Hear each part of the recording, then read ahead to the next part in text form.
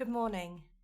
My name's Captain Kate Gregory and I'm the Commanding Officer of Brighton Congress Hall in the United Kingdom and Ireland Territory. Together we're reading each week, day by day, Call to Mission by Robert Street. If you'd like to listen to this book from the beginning, you can click the I icon just above here and that will take you to a playlist where you can listen week by week as we follow through the book. Today, inclusion. A call to inclusion. We must be beyond reproach in treating all people with respect and compassion, remembering our mission to meet people's needs in Christ's name without any discrimination.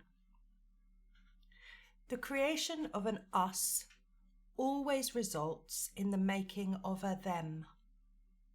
It is unavoidable, automatic. It comes with having an identity, and we all have one. The Salvation Army has a strong identity both within and without the church. Its uniforms are highly visible, as are its flags, marches, and parades of all kinds, worldwide. Being recognisable and therefore available for service is part of its strategy. So far, so good.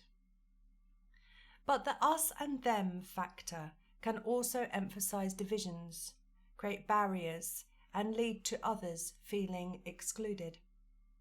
It can happen in a corps setting, where those in music sections having their own valid and healthy fellowship can seem apart or unwittingly aloof from the rest of the congregation. It isn't planned that way, but the possibility of appearing exclusive is always there. The same danger applies to other groups and clubs in which becoming an official member is part of the setup. Then there is the easily identifiable them and us of young and old, male, female, white, black. There are other divisions, not always so easily identifiable. Rich, poor, straight and gay, healthy and sick. While we may not necessarily be aware of them, we can be sure that feelings of being excluded, undervalued, or not understood are causing pain and hurting hearts. At the heart of the reasons for the army being born was a passion for the marginalised, those that were overlooked or abused, people who may have been exploited, or those that had no one to speak for them. The strength of this passion and conviction resulted in good numbers of unlikely people joining the ranks. They found a welcome and a home.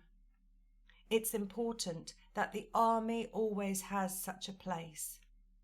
Especially, it must avoid any temptation to become so respectable that it is embarrassed by the very people for whom the movement exists.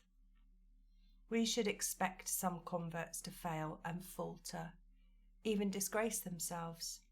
We must be careful about our reactions.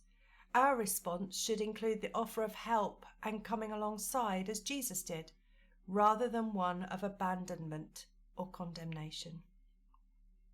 When it comes to people outside the church looking in, the distance can seem vast. The formality, or in contrast, the exuberance of worship services can be off-putting, as can the language of liturgy or the in-words of Christian conversation. Even the perceived sense of holiness in Christian, actual or otherwise, can discourage people from getting too close. As for walking through the doors of a church building or Salvation Army Hall on a Sunday morning for worship, the very thought fills some with an unfortunate and often needless sense of anxiety. These and other challenges are always with us.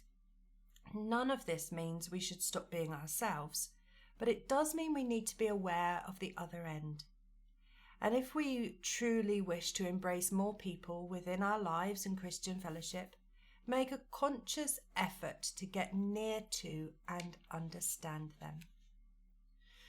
One of the Army's strongest identifying traits through the years has been its emphasis on holy living. It has enriched countless numbers and inspires dedication and commitment that consistently transforms lives and situations. The inclusion challenge is to ensure that those who do not manage or choose to live by the same standards, or whose situations or circumstances prevent them from signing up, do not feel excluded or good enough. A movement that was born and primarily exists for the welfare of others must ensure that it opens doors and its standards rather than closing them. The danger of being more concerned with "thou shalt nots" to the detriment of being all-embracing was captured in a High Council address in which General Paul Rader called for the kind of commitment that would help break us out of a defensive and conservative mode, lest in some places we die of our own dignity.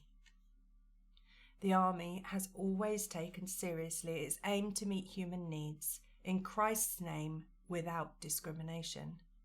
It does so today in numerous self-giving ways, but it is no easy task.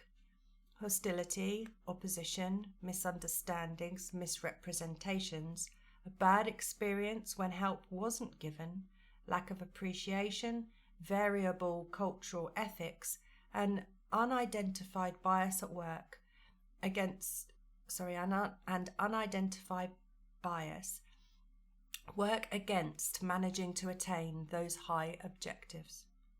Whatever the situation, the law of love, as taught and shown by Jesus, must always reign supreme and determine our aspirations.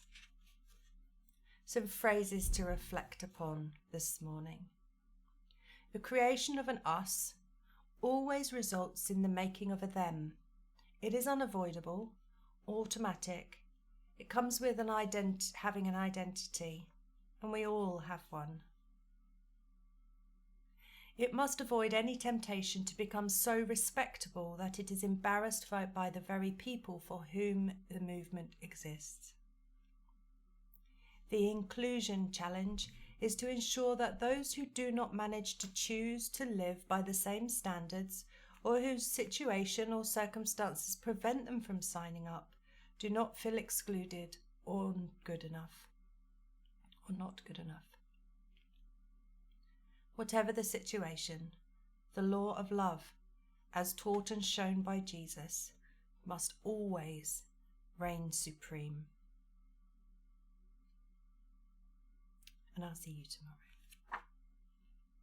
or next week.